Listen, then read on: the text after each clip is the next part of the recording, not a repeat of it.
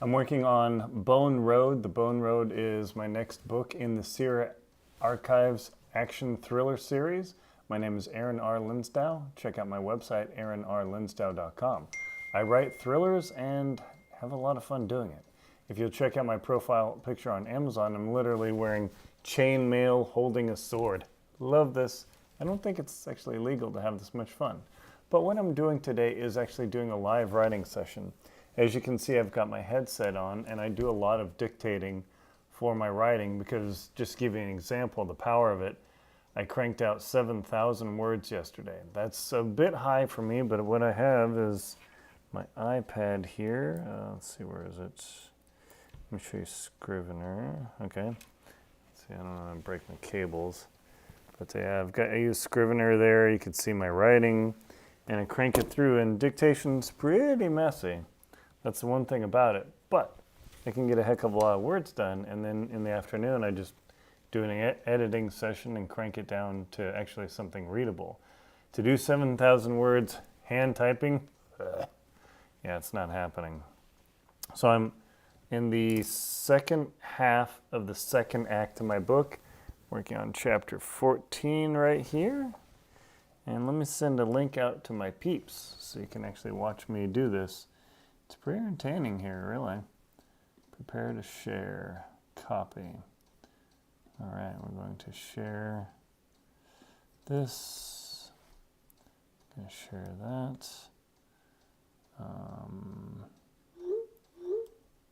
Share this. And there. Okay.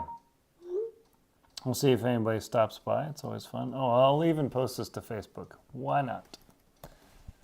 Yeah. So that's one thing about live streaming. You gotta do a bunch of things to get everything set up. It's kind of an operation. So let's see. So live streaming now. Working on the Bone Road, my next upcoming book. And live stream, yay! Post. Cool, okay, so it's on Facebook. Never know if anybody actually stops by, and that's okay. Because if you don't catch this live, it's recorded, so I convert it to regular video on Amazon. I'm looking at the screen just to make sure I don't miss anything here. All right, now I actually need to get down to work. I've been doing a lot of stuff. I got my author profile up now. I write under a pen name, Aaron R. Linsdau, instead of Aaron Linsdau, because I also have a bunch of nonfiction books like Antarctic Tears, The Most Crucial Knots to Know, and it's some technical reasons why I do that, but in the author world it makes a lot of sense. So what I'm going to do is now work on my Pomodoro, old school, yes, 25-minute, I don't want to waste my time there, but this is a 25-minute sand timer. I don't use any of the tech or timers on my phone or all that. I prefer old mechanical, just like my cuckoo clock from Freiburg in the Black Forest of Bavaria, or Black Forest in Germany. Love it. Super cool little clock, tick, tick. And you can see my poster here. I got my posters done. Yes, they look spectacular. I don't know how good it looks in the webcam, but looks okay. So hopefully this will all work, and we'll get started. So, and I look like I'm in a call center, air traffic control, but I rigged this up. I've got a Sennheiser lavalier microphone right there. I hooked to a headset because the headset microphone was terrible. The Sennheiser's the best. I've tried cheap microphones before, and they're just awful. So you get the Sennheiser, you get the best, and yeah, sweet. So let's get on with this. Grant and Luis have just been abandoned by the Chinese colonel that they've had some friction with, and now they've got to deal with it. So what I'm going to do is get my dictation going. All right, this is chapter 14, Pomodoro 1. Okay, there's a lot of setup here. That way I can record the actual transcription, because I use some software for that. And that way, if something goes wrong and I wonder what in the heck I'm saying, I actually capture it. Bone Road, Chapter 1. Okay, cool. Good. Okay. Where is it? Where is it? Where is it? Boom. Okay. There we go. Oh, and by the way, yes, before I get into this, in a couple of scenes in the Bone Road, I have satellite phones. These are Iridium 9575s. These are satellite phones that work anywhere on the planet. So whenever you hear sat phone in TV or fiction or movies or whatever, these are literally it. I own these. These are my phones. I use them on my expeditions. So when I write about my fiction, I know what I'm talking about. I've used these for months and months at a time. So yeah, and they're like $3 a minute. They're crazy expensive. But the satellite phones are really the money. I'll power it up for you just so you can see it there. And the satellite phone, it's funny, the antenna goes out, but when you put it on your head, you actually have to tilt the little antenna so it points up into space. It's pretty hilarious. Let's see, searching for Iridium network. There we go. All right. So anyway, that is my sat phone. So when I write things, I am by training an engineer. I'm a computational scientist. I'm a polar explorer. So I actually write from experience. This is the real deal. Okay, let's get this going here. Enough talking about talking. Let's actually do the talking about the writing. Okay, so Into the Teeth of the Storm. And I always outline my books. Always, always, always outline my books. That's a big deal. That way it makes it much easier. I have a architecture, so I bring you the emotional experience in a different skin, but the undercurrent is always the same. And that's the whole idea. Let's see, Wall, Luis, goggles. Okay. All right, let's start recording here. Okay, so I'm just going to dictate, so I'm not going to stare at you. I've got to stare at my notes. Grant and Luis sat there as the phone continued to ring, and then a voice came across the line, slightly staticky. "What the heck are you guys up to?" And Grant replied, "Oh, good to talk to you too, Justin." Imelda's voice came over the line. "We thought you guys had run into any big troubles. We didn't hear from you for a while. We were watching the satellite feed, and we weren't exactly sure what was going on because that storm that's coming in is starting to make it very difficult to see what you're up to." And Luis responded, "Well, we ran into some trouble on the way to the market, shall we say." Grant laughed out loud. "Yeah, as in I fell into a pit and got buried by sand. Thank goodness the sand pit actually collapsed and I was able to be freed. Otherwise, poop, I would have been out. So that would have been a real bummer."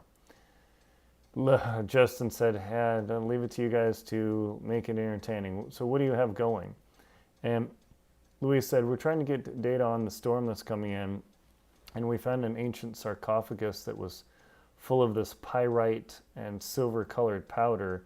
It had armor in there, and it was actually the Persians who had been to the Taklamakan Desert. That was a big deal because we found chrome-plated swords, just like in the terracotta warrior pit in Xi'an, China." And the line went silent for a moment, and Justin responded, "As in the terracotta warriors?" And Grant replied, "No, not exactly. These guys were real soldiers, and we heard about it, so we're investigating out here. But there is an entire detachment of a Persian army that in 1200 AD ended up in the Taklamakan Desert."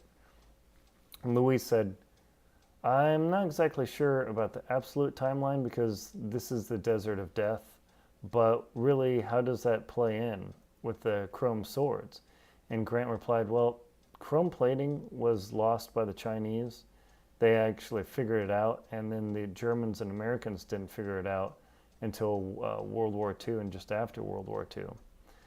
And Imelda piped in, "You guys sure come up with some crazy stuff. How in the world did they have chrome plating?" And Grant replied, "There's a theory that the soil just does it, but it's way too uniform and perfect. That thing looks like a beautiful sword. So whatever is going on in here is definitely worth investigating." Luis injected, "Well, there was a minor problem with the Chinese colonel." And you could hear Justin sigh over the phone. Justin's the commander of the Strategic Exploration and Recovery Agency. And he said, let me guess, things didn't go as well as you'd hoped? And Grant replied, not exactly. Luis interjected, oh, you could say that. We've just been abandoned. The Chinese are pretty much packing up the camp that they used to supply us, and they're getting out of here. Let's see. The storm started whipping and throwing some sand against the doors of the dune buggy and rocking it slightly. And Imelda said, what's going on there? Is it really that bad? And Grant said, yeah, it's pretty bad, but what kind of satellite feed do you get? They heard some ticking on the keyboard over the line, and hey, Nancy's here. Hi, Nancy. Thank you so much for stopping by. Let's say thank you so much for stopping by. Cool. Okay. Nancy's one of my benefactors. She's my aunt, and she supported all my expeditions and all of my writing of Antarctic Tears and my book, The Jackson Hole Hiking Guide. So anyway, back to my dictation. It's recording. This is kind of funny. Yeah, there's some ticking on over the phone, and the guys in the dune buggy heard this low whistle. You guys are in for a walloper. That is a wall that's coming for you. It doesn't look very good. And Grant replied, it's going to get worse. And Justin said over the line, you better believe it. You're in some trouble. Is there a camp or something you can hide out in while the storm blows through? It might be a couple days. Louis said, well, we can escape to the camp, but there's a lot of stuff in that necropolis we don't want to lose. Including there's a shard broken off from the sarcophagus when the Chinese commanders took it out. And Justin said, well, what did they say about it? And Grant said very flatly, they said the rest is trash, we don't care, we got what we came for, and best of luck. Well, that's pretty definitive. Boom. End of chapter. So I try and keep my chapters to about 700 words in the SERA Archives series. Okay, so I need to copy that down, copy it into my software here, and put the dictation into there. And so what I do is my goal, like this chapter I just dictated, you literally saw me dictate this chapter live, is 829 words. Let me hold it up, see if I can show you here. Let's see. Where is the OBS software? There you go. Oh, right there, up top says 829 words. So obviously it's pretty messy, but I get the dictation down and then I just bomb it out. Because today I've already dictated, let's see, what have I done? What have I done here? It says 700 words plus 800 words. So 1,500 words. My goal is at least 3,000, so I got to keep cranking on this. This morning I was super, super tired, so that's a bit of a thing there. Chapter 14, so let me add. Chapter 15, and I use Scrivener. Some people love it, some people don't love it with the H word, and it's just how it is. But it's got power that Microsoft Word and Google Docs are like, they're not even in the game. Chapter 15, dictation 826, Pomodoro 1. Okay, good. Chapter 15. Now, chapter 15 is where Grant and Luis have to make a decision of what they're going to do, because the storm's coming. Once it reburies the site, they're not going to be able to access it again. So that's a bit of a challenge. So let me get the status here, done. I will set up my dictation. I'm using an app to record my voice and transcribe the text because I've used just direct transcription into Scrivener or into Notes in the iPhone, and it's terrible. It's not usable. For me, it's funny because I can dictate text messages all day and it works, but this long form material, just falls apart. So that's kind of a thing. Let's see, does anybody stop by? Hey, how's it going? Thank you very much for stopping by. Good. Okay. The choice, and I've got the time in the Pomodoro. So a Pomodoro It apparently is an Italian word. And I can't remember if it's an apple or a. Let me look that up real quick. Let's see. What is a? I want temporary. Say duck search. What is a Pomodoro timer and what food was it based on? So a Pomodoro timer. I'm going to stop my timer while I'm blabbing here. I don't want to cheat myself. Is a productivity tool. It's usually 25 minutes. It used to be Francesco Cirillo developed the method in the 1980s, and it's called Pomodoro, meaning tomato in Italian. Of course, it's Italian.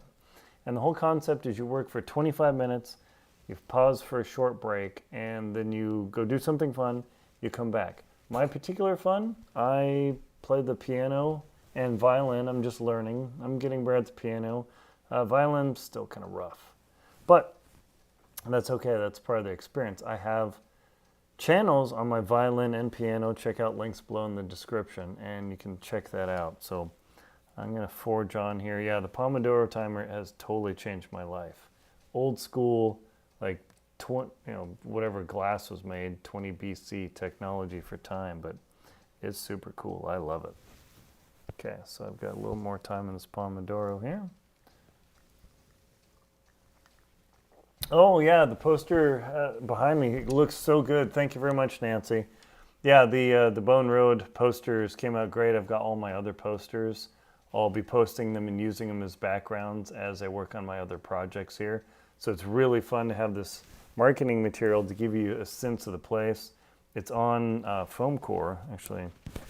I can't stand up. Yeah, let me see if I can stand up. Nah, it's on foam core. So it's easily removable and replaceable. So that's pretty good.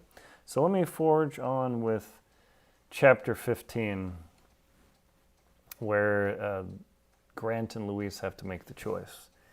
Let's see, the midpoint turn, the darkest moment. Okay, here we go.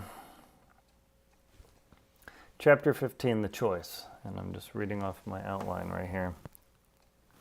Oh, hi Kelly. Hi Kiki Gallery. Thank you very much for stopping by.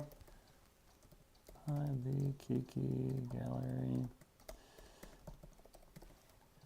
Yeah, for anybody who doesn't know, Kelly, my girlfriend, does knit designs, and she runs the Kiki Gallery at thekikigallery.com. If you happen to be a knitter and you love doing knit patterns, she makes incredible stuff.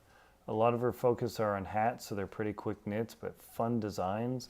Check out a link. She'll leave a comment in the video. Go to thekikigallery.com. It's pretty cool. So, of course, I just recorded that in my dictation. Oh, that's funny. Oops. Oh, well. I'll just delete that part. Okay. Grant and Luis sat in the dune buggy as it rocked back and forth. The smell of dust kept filtering through the air filters. No matter how good the HEPA filters were, it was just a dry, desiccated smell of the Taklamakan Desert that made the experience pretty rough. Plus, the wind started rocking the dune buggy back and forth, and it started really making him concerned, like this is going to get really bad. And Justin said, we're starting to work on an evacuation plan for you guys. You really don't want to be there 3 or 4 days because you've got water and everything, but it's going to be suffocating. This is not a place you want to be. Luis replied, well, I guess that's why they call it the Desert of Death, isn't it? Yeah, this desert in Western China is definitely not a place you want to hang out for long term. There have been several cities that have literally disappeared over time, Justin suggested, or Justin said. Grant said, well, we've got a decision to make then. If you can figure out how to get us exfilled out of here, we would love to pick up as much stuff as we can out of this necropolis where all the dead bodies are, plus those chunks of the sarcophagus that got lost, because once they're gone, they're gone. That is a thing. Justin immediately replied, do what you guys can. I don't want you obviously getting killed, but if you can recover something under the SERA protocol of preserve the past and protect the future. What do you really think is there? In just swords or bones, or what is it? Well, we don't want to necessarily disturb the bodies, but we will take a sample, and we've already got clearance and permission to do whatever we want to do now. But what was in that sarcophagus did not look good. When we were looking at the the gas chromatograph and the X-ray lithography of the material, there were biologic spikes on the screen in the Chinese sand crawler. They looked really scary. Everybody put their masks on. Hopefully we don't have something, but as soon as we get out of here, we're going to need to have a full bank of tests done. Imelda interjected, "Are you guys kidding me? Is there some ancient biologic thing there?" And Luis replied, "Well, let's just say those people didn't look like they died in their sleep. They were distorted into grotesque shapes. Some were curled into the fetal position. I think even one guy looked like he had rammed his sword through his gut or had a buddy kill him. It was pretty horrific." "Well, that's always inspiring to know," Justin replied. "Well, do what you can. We're going to work on an evac aircraft. There is a contractor we work with. He's got a Chinese X7 or a J7. I'll have to find that detail. And it's going to be kind of a quick in and out because that storm wall comes once the sand gets too dense, he can't come in there." Grant replied, "Roger, anything else? You're getting really hard to hear." Justin said, "No, expect him in 2 hours and be ready to rock because he won't hang out for long." Boom. Yes! Another chapter in the can. Love this. This is so much easier than typing. Oh my gosh. Let's see, so chapter 15. Another 686 words. Ooh, yeah. All right. So we're going to have, let's see, so that's chapter 3. Yes. The midpoint turn, the darkest night. Bum, bum, bum. This is the funnest part. See, that's one thing about writing is just like movies and TV shows, they're actually all the same structure. And I mean like, especially movies, or not movies, but TV shows, to the minute. Whether you watch Bones, about a pathologist, I think she's in DC, or you watch Emergency 51 from the 1970s, or anything like that, it's all the same. You have the surprise, you have the action, the entry into the 50% midpoint turn. Oh, the Pomodoro is over. I lost a bit of the sand there. I'll keep going for you guys because it's only been 23 minutes. So I'll just keep pushing before I take my music break here. I'll do one more chapter to end the second act of my book. But at the 75% mark, you have the darkest moment. So if you watch Hallmark romance shows on Netflix or on the Hallmark Channel or wherever you get them, even they follow the exact example. You watch it where all of a sudden it looks like the couple has this big misunderstanding and, "Oh, I'm out of here." That's always at the 75% mark. So if the show is an hour long and the meltdown happens at 45 minutes, plus or minus a minute, it has to be very exact. The big turn, the revelation, always happens at half an hour. The entry into the world and the meet cute has to happen before the 15-minute mark. That's just how it is. So any successful story follows this structure. If you think you're going to be creative and buck the system like, "Oh, I'm never going to do this," best of luck. If you're Stephen King and you've got hundreds of millions of sales, you can try something speculative. When you're small time and you don't have dozens of books, that doesn't work. So let's get this midpoint turn going here. Love it. Oh, man. Okay, let's see where so chapter 15, so I need to do chapter 16. 1, okay. So there's a little clicky here. Let's say chapter 16, dictation 826, Pomodoro 1. Okay, good. So I've added the chapter to Scrivener, and now I'm going to set that up in my dictation software so it records my voice. I've got a name. Okay, here we go. This is the darkest night. They claw upwards, sunlight. If only they got the shard, but there's no way out. Oh boy. Okay. Okay, here we go.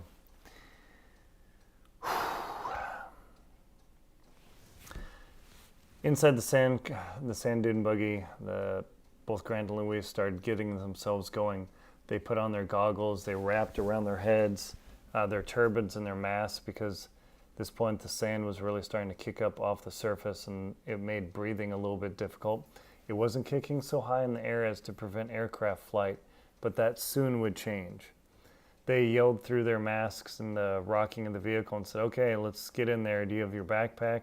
And let's grab our gear and grab a little cart so we can get out as much as we can. Because once it goes sideways, this is it. Luis didn't even pay attention to him as he was emptying his pack and making as much space as possible. They both looked at each other, silent, friends of 3 decades, don't really need to talk so much. They know what's already said between them. They know the risk. And they said they decided it's worthwhile because once it disappears, it disappears. They both opened the door. Grant's he had to crush open with all of his might because the wind was blowing it. But on Luis's side, the wind caught it and whipped it open. It almost busted the window, but fortunately it didn't quite break it. They tumbled out and then detached a little carrier with them and then ran for the tomb entrance. The skull that was still there, they thought, you know what, we better take this thing too. And they always debated about leaving skulls in place, but it was out in the sand dune. It was going to get destroyed anyway. So Grant reached down and then ran over to the buggy, tossed it in the seat, and then closed the door. And while that lone skull sat there staring up in space like a detached sentinel, Grant and Louis ran into the tomb. They knew that the Chinese had already placed bracing on it, so it was ready to go and they weren't going to die. And it collapsed, but they still didn't want to hang out too long. The force of that wind would actually cause the dunes to begin shifting around, and just like that huge sinkhole that Grant fell into, they didn't want to find if there were any other surprises. They both, once they get into the safety of the tomb entrance, you can see the tomb entrance right there. Yeah, and the skull. Love the skull. How they continued to battle through their way in the sand, and then they got into the entrance. And all at once, the wind pressure cut off, and all they saw was the sheeting sand blowing by, that amber dust that had no life in it and that would destroy things, and yet that was part of the world. They didn't even mind it. They pulled up their goggles and then unmasked themselves as they mounted their headlamps and began running down the tunnel as fast as they could.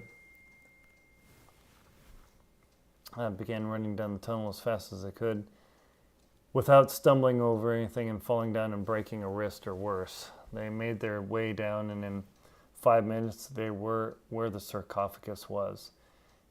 Grant walked over to the corner where he saw the chunk had broken off. He picked it up, but he decided, or before he picked it up, he put on his nitro gloves because he said, Luis, I think we better be careful with this stuff. And he put it into a sample bag and then sealed it up and then tossed it in his backpack. And Louis said, well, how in the world are we going to carry swords and all these things out? I think we should do a little video capture and capture as much as we can and just get a couple samples out of here. Grant agreed that they didn't have much time. And so the two men began working their way through the cavern, and they turned on their chest camera, kind of like a little GoPro or a body cam like police use. And that way they could record everything because they knew once they left, they weren't going to be returning. So they picked through as best as they can, or they could, to get the best material out that they wanted. There were dozens and dozens of bodies littering in here, littering the space with the writing on the wall, including the warning of the last person to scratch. I can't remember what it said. I'll have to look it up. He scratched on the wall that this is not a place to be trifled with. And the men, even though they wanted to take some of the items, they took a couple finger bone samples for further DNA analysis to confirm their suspicions. And then they snagged a couple of swords, the ones that looked in the best condition, and one shield to carry it all out on. It was just simply too much material. They didn't have time to make a proper survey. They used a laser gauge on,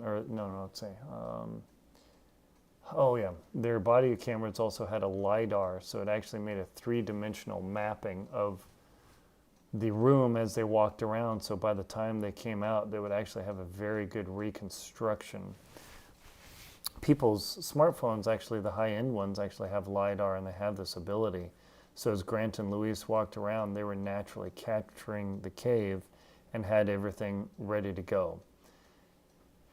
Grant looked down at his Marathon GSAR watch at the glowing tritium indicators, the little radioactive tubes, and he said, he looked at it, glanced back up, and said, Luis, it's been 15 minutes. We better get out of here. Otherwise, we could spend all day and we might come out to a maelstrom outside. Luis took a couple more pictures and rubbings and walked back over the cart. Okay, let's get ready to haul this thing out of here. Boom! Now that's a thing. I love that. Let me capture that. Alrighty. Dictation, chapter 16. Now, I'm not going to hit the darkest night here yet because I want to have the beat where they're going to go through the tunnel. It's going to be a super short chapter. That's the thing about it. So that is a thing I like to do. Homemade sweet tea. Gotta love it. All right. So I'm going to chapter 16. And what I do is I've already got my chapter outlined, but I just noticed as I was going along in the flow that I wanted them to say, hey, we need to get out of here, to end on the beat, to set up for the darkest night, for when they go out, they're going to have a problem where the sand is going to be so sheeting, they're going to be in real trouble. All right, so they got the shard, so I'm going to call this chapter 16B, dictation 816, Pomo 1. Boom. Okay, and that was, how many words was that? It's another 1,000 words. Yes! I love this. This is so much fun. It's like literally telling you a story and then doing a little bit of cleanup to add the actual cinematic detail, because that's why I write about cinematic detail, and I edit in some of the 5 senses: taste, touch, sight, feeling, and then smell. Because in my openings, a lot of times I love to add those sensory perceptions so you actually experience that as you're reading it. I do a lot of psychological manipulation of my reader, and then you join me for the ride, so it's in your head, and I write to be as cinematic as possible so you can actually see what it's like in your mind, because the whole goal is to be on the big screen, right? Okay. Upwards, breaking the sunlight, to mouth. Okay, here we go. And here's the darkest night. So let me grab the name. Get this into my dictation app here. Okay, here we go. Darkest night coming up. Very short chapter.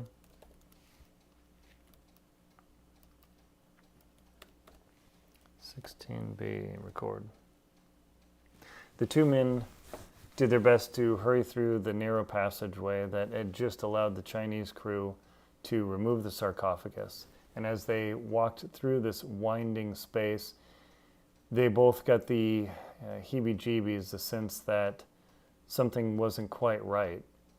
Occasionally a little bit of dust would fall from the ceiling, a tiny chip would fall. They had already had this experience once when the ceiling collapsed, and that's where Grant fell in the sinkhole that nearly killed him. And both men stopped and looked at each other. They knew that the place was potentially coming apart. After being there for over 800 years, perhaps the exposure to the air was doing it. They weren't exactly sure. They didn't touch anything to cause a collapse, but just little chips would occasionally break off the walls. And they didn't even bother saying anything. They just looked at each other, nodded, and kept going. The passageway wound back and forth, and only having 2 men to haul a couple, or a shield and several swords, a few bone samples, and a couple of other items, plus the critical piece of the sarcophagus that the Chinese colonel said that had no value. That was the whole reason why they did all this. And so they continued wandering around, and let's see who, Luis stumbled on the stair, and he said, Grant, stop, hang on. And he looked down, and there was a leg bone just sticking out of the wall. And Grant gently set down the little cart that they were using to pull things out, and he looked down, what in the world is that? And Luis stepped back and gently brushed the sand off the thigh bone, and he said, sure enough, these people are buried in the stone. What in the world happened here? This isn't normal. And Grant said, yeah, that sense of dread, that is something that this place is super creepy. Guess we should get out of here.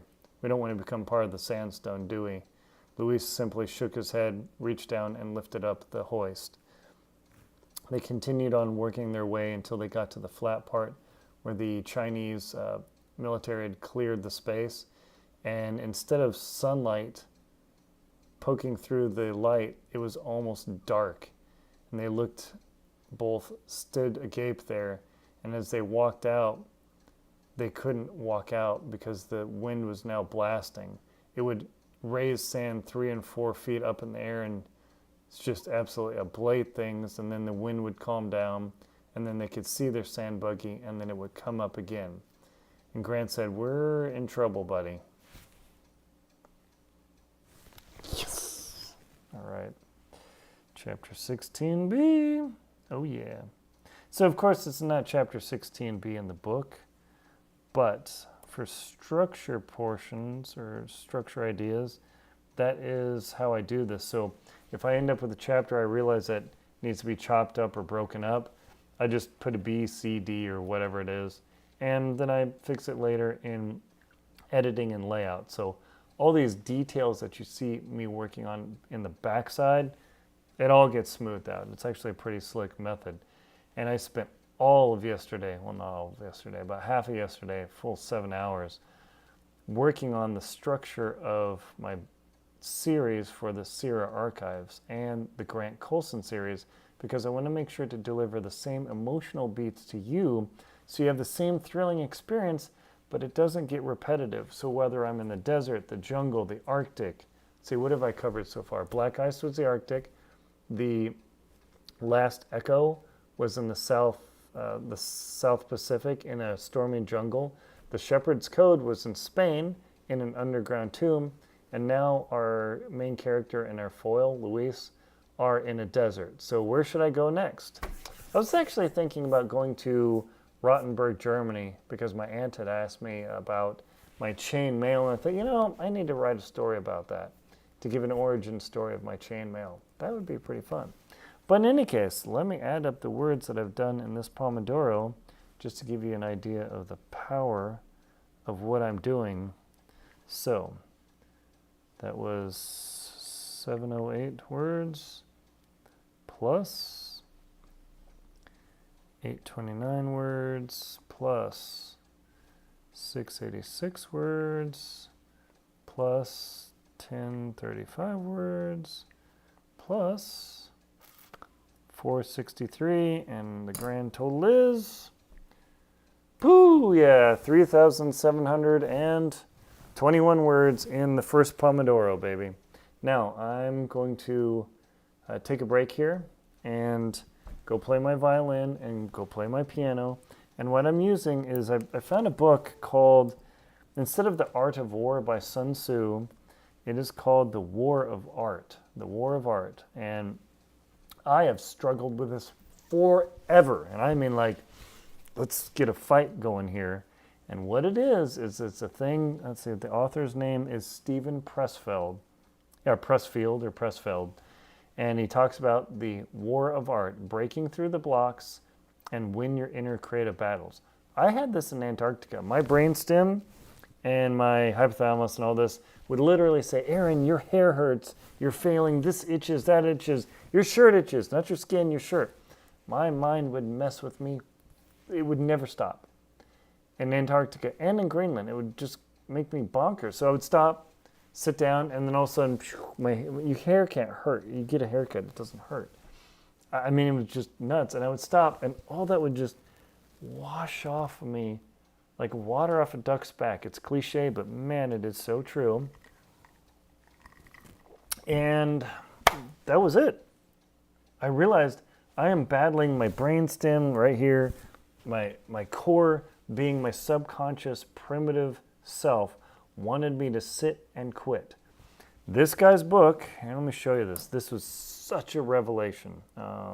Amazon, one moment, I'll show you. Because if you're creative and you do things like this, you might want to check this out. Like, how come all of a sudden dusting the baseboards is important? How come cleaning under the fridge becomes important? How come, I need to water the lawn, that becomes important when you need to do your work as a creative person? It's crazy. And I thought I was a loser and struggling, like, I'm not alone. So here's the book. Check this out. I'll put a link below. Just reminded me to put a link below. The War of Art by Stephen Pressfield. And I'm buying this book, going to start reading it tonight. And just knowing that other people who are creative struggle like me, people say, oh, Aaron, you're Superman, you do crazy things, you're a motivational speaker. I am still human. I have the same struggles, the same doubts. I don't really suffer from imposter syndrome that much anymore. On fiction, I'm still kind of grinding with it. But now that I've got a good, solid business plan and structure, it's much easier to deliver the best possible product I can to you. Plus, I was going to say near the end of the month, but through the beginning of October, I'm starting to work on audiobooks too. So I'll hopefully have audiobooks for you soon. That's going to be fun. I think I'm done for the moment, and I want to do it. And the whole psychology of this is that I finish my Pomodoro, my sand timer is now out, and now I go treat myself to playing a little violin, practicing it, playing a little bit of piano, and it's heading towards lunch. I'm going to eat lunch. But the whole idea is that if I do my work, I get my treat. Literally like a dog, maybe a cat. Like, oh, do your work, and then you get your treat. So I'm going to train myself psychologically that if I do my work, I get my treat vis-a-vis being able to play music and learn to play music better, because I also have some songs in my head I'm already working on. Yeah, I've got a long way to go, but I've got that going too, so stay tuned. But the whole idea is that I train myself that if I do my work, I get my treat, and that motivates me to reprogram my reticular activating system, the psychological filter we all have, to say work equals treat. So all of a sudden I'll wake up like, yeah, I don't want to be a workaholic, like, oh, I just work all the time. I do lots of stuff, trust me. Like, it was in Europe for 3 weeks last month. I'm blessed to be able to do that. I had a great time with Kelly. Super, super cool. But in doing that, I've got to do the work to make that up, to pay for the trips and all these other things, to bring better products to you. So I think I'm going to close out this stream. Thank you very much for watching. Please check out my website, aaronrlinsdau.com. If you haven't subscribed yet to my channel, I'm streaming. I've got 4 different things on my author channel to show you what it's like, tell you the stories, share the experiences, and give a little bit of instruction. And thank you very much. Stop by again.